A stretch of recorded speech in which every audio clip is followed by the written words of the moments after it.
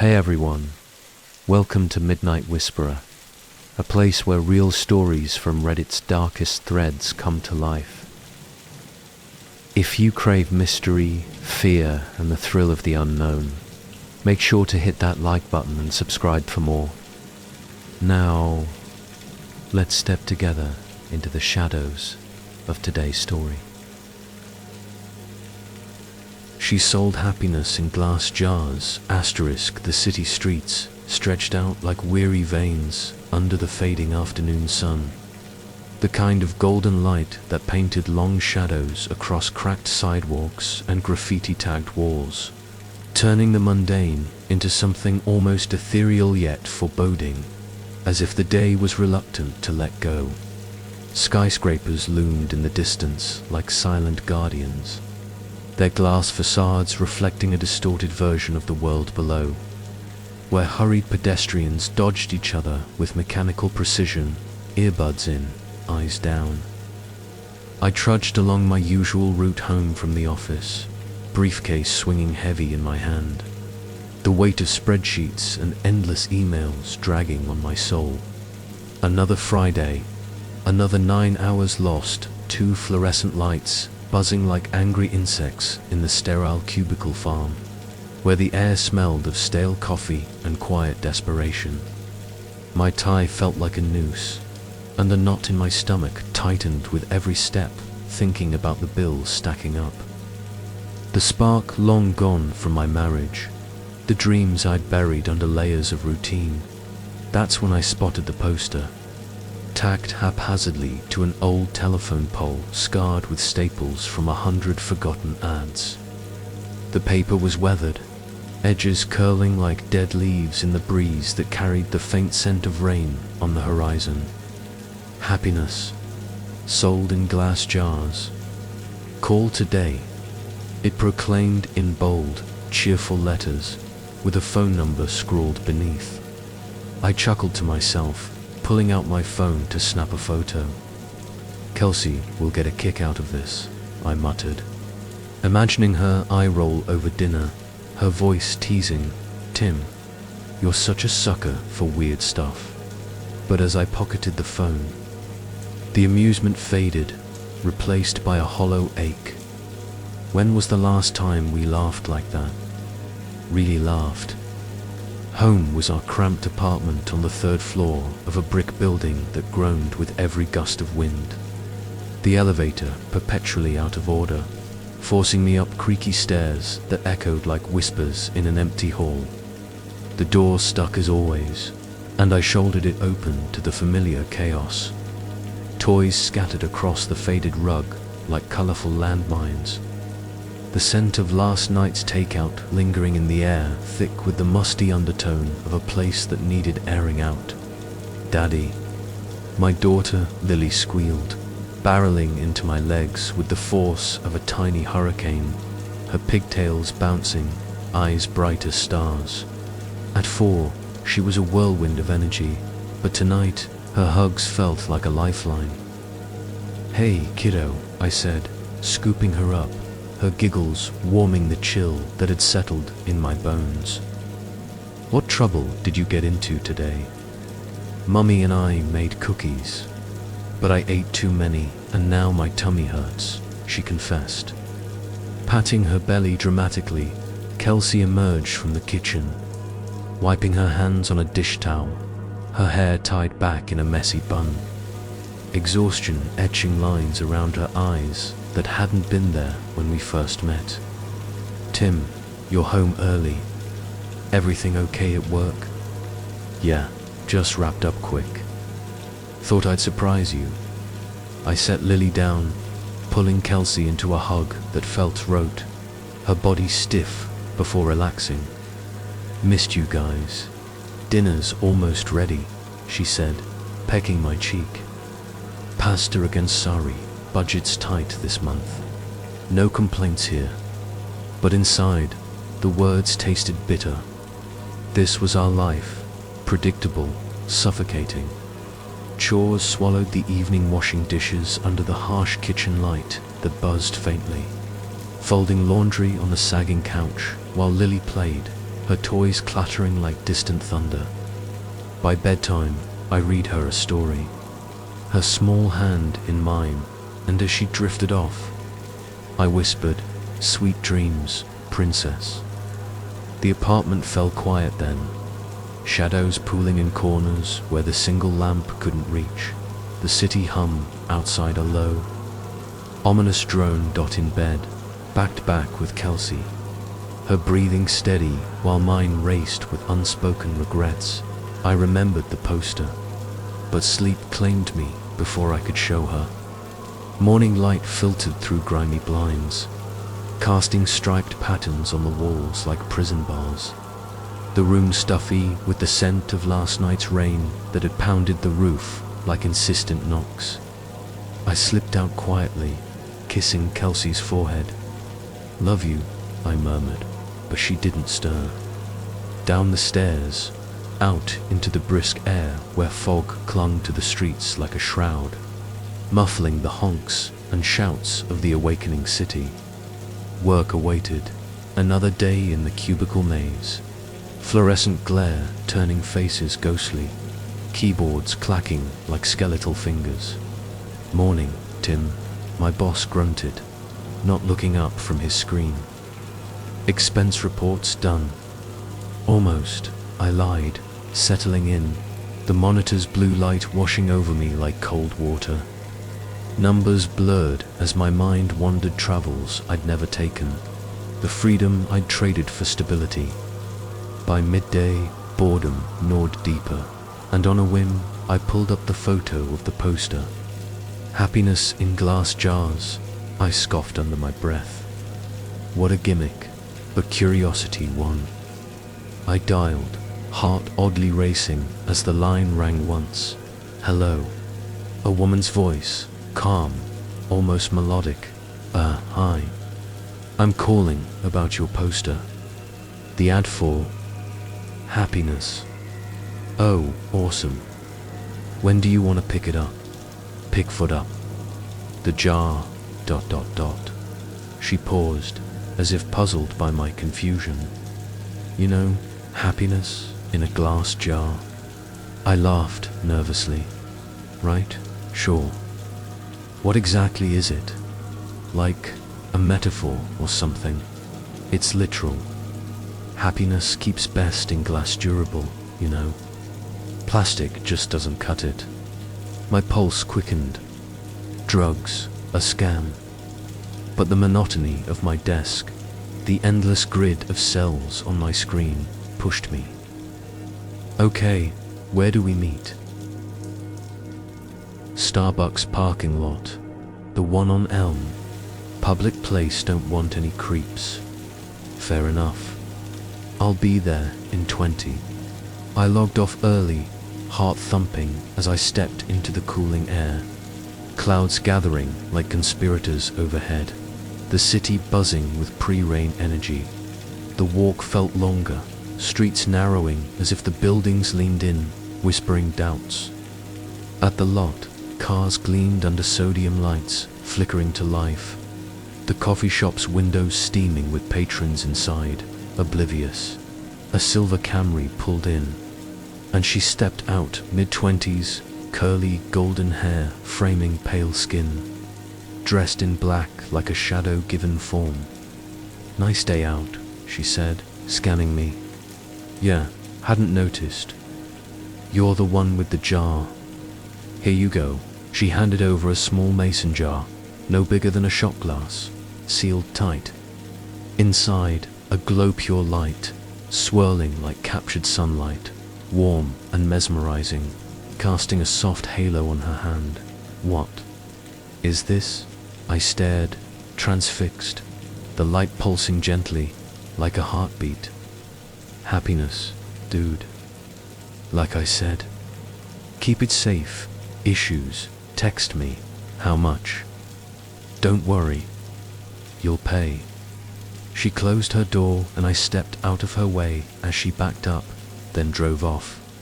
What the hell had just happened? What was I holding? I looked down at the jar again. Its radiance was simply mesmerizing. I put it in my pocket and could see its glow slightly through my pants. I began to walk home. What was just a nice, sunny day quickly changed into a rainy one, with clouds wrapping the sky. It was not forecasted that it would rain, or else I would have ridden the bus or subway to work that day. I jogged home, trying not to get too drenched. I finally found shelter once I made it to my apartment building. I walked up to my door and found that my key wasn't on my keyring anymore. Shit, I can't believe I lost it again. I thought. I knocked on the door and said in a somewhat loud voice, "Hey babe, it's me." I don't know what happened to my key. I heard the door being unlocked from the other side. When the door opened, I was greeted by a large, heavy-set man with greasy hair and unkempt goatee. He said, "I think you got the wrong door, bud." Or, I said, disoriented, "My bad, sorry, have a good one." He let out a chuckle as he closed the door. Apartment number 33 dot. I know that was my apartment. I know it was. I'd been in apartment 33 for 5 years now, but that was not my apartment. From what I could see inside, all the furniture was different. It was painted a different color. It was all wrong. I felt like I'd hit my head and was drugged. In that moment, nothing made sense. I pulled out my phone to call Kelsey so she could calm me down and tell me I just got confused for a second. But her contact wasn't in my phone. In fact, nothing was in my phone. I had no messages with her. No previous calls. No pictures. It was like my phone reset to its factory settings. Did that girl somehow switch my phone out when I wasn't looking? I would have just dialed Kelsey's number manually, but I couldn't quite remember it. I had known it by heart before, but not anymore. I needed to get back to the office. I had all my contacts backed up on my work computer. Since it was still raining, I hopped on the bus, which had a stop right in front of the apartment complex. I rode downtown toward my office the whole time, staring at my wet shoes, wondering what the hell was going on. We have a keycard access to our building, so only authorized personnel can get inside. I always keep my access card in my wallet, always. But, surprise, surprise, Sivrit wasn't there. I buzzed into the speaker. We had 4 guests with appointments, or employees as a backup in case anyone lost or forgot their card. BZZZ. Hey, this is Tim. I must have lost my card. My employee number is... I stopped as I drew a blank. A voice came through the speaker. Tim, you got cut out. What's your employee number? I can't remember. That's fine. Just tell me your full name and department. Finance. I'm in finance. My full name is Tim Brooks. One sec. About 30 seconds later, the man spoke to me again. We don't have a Tim Brooks working in this building. Did you have an appointment with someone? I backed up in surprise, almost tripping on my own feet. I had just been in that office an hour or 2 ago. What was happening to me? I felt like I was getting Alzheimer's, but going through every stage in one day. I stared at my hands, unsure if I was in the right body. I felt like the world around me was disintegrating. I wasn't in control. I was merely sitting inside somebody else's head, watching the world through their eyes. Just then, I got a text. I recognized the number immediately. It was that girl, the one who gave me the jar. I had forgotten all about it until I saw her text. Hey, how's it going? I looked at my phone, dumbfounded. It made me angry she was so nonchalant about this. She knew what was going on. She had done this somehow. Me? What the hell did you do to me? Her? The worst is yet to come. I was astronomically close to just chucking my phone as far as I could in frustration. I took the jar out of my pocket. It looked unchanged, still glowing just as bright. What the fuck did you do? I yelled at the jar, realizing I probably looked like a lunatic. As I stared at its glistening glass, I realized something. I didn't know what my wife's face looked like anymore. I knew her name. Well, I know it started with a K, or maybe a C. I couldn't picture her in my mind. I knew I had a wife. I knew I did. Yes, because I had a daughter. I had a wife and a daughter. I just couldn't remember their faces then, or their names, or their birthdays, or any memories I had. With them, I know they existed. They did exist. I had just seen them that morning, right? I couldn't remember how she looked, or what she smelled like. What was our first date? We had a wedding, right? What about our first kiss? Or my daughter, or was it my son? Maybe I didn't even have a kid. But my wife, or girlfriend, she was real. I knew she was. The thought was tearing me apart. I couldn't see her in my head.